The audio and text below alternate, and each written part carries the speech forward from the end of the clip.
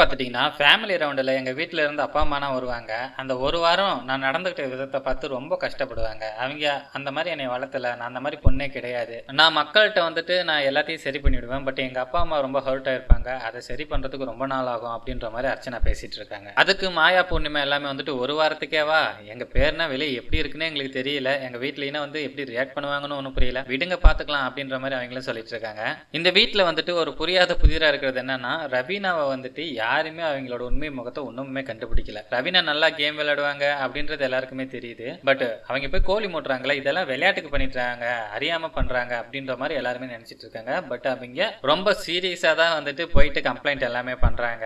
இப்ப நிக்சன் கூட போன வாரம் வெளியே போய் இன்டர்வியூ கொடுத்தவங்க கிளிப்பன்னு சொன்னாங்கன்னு சொல்லிட்டு ரவீனா மணிக்கிட்ட சொல்லி குரு ஏற்றி விட்டாங்கல்ல, அர்ச்சனாவும் கூட இருந்தாங்க. அதெல்லாம் வந்துட்டு விளையாட்டுக்கு சொன்னது. பட் ரவீனா அதை ரொம்ப சீரியஸா எடுத்துட்டு போயிட்டு அது ஒரு சீரியஸ் இஷ்யூவா ஒரு வாரம் பிக் பாஸ் வீட்டுக்குள்ளேயே வளம் வந்தது.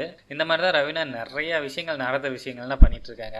ரியல் பாய்சனே வந்துட்டு ரவீனா தான். அதர்வைஸ் பார்த்துட்டீங்கன்னா பிக் பாஸ் வீடு எல்லாரோட மென்டாலிட்டியும் கிட்டத்தட்ட ரொம்ப சாந்தம் ஆயிடுச்சு. இனி டாஸ்க்ல ஏதாவது சூடு ஏற்றி விட்டாதான் இந்த ஷோவை இந்த 3 வாரம் பார்க்கவே முடியும். வெயிட் பண்ணி பார்ப்போம் என்ன நடக்க போகுதுன்னு. தேங்க்யூ ஃபார் வாட்சிங் மை வீடியோ.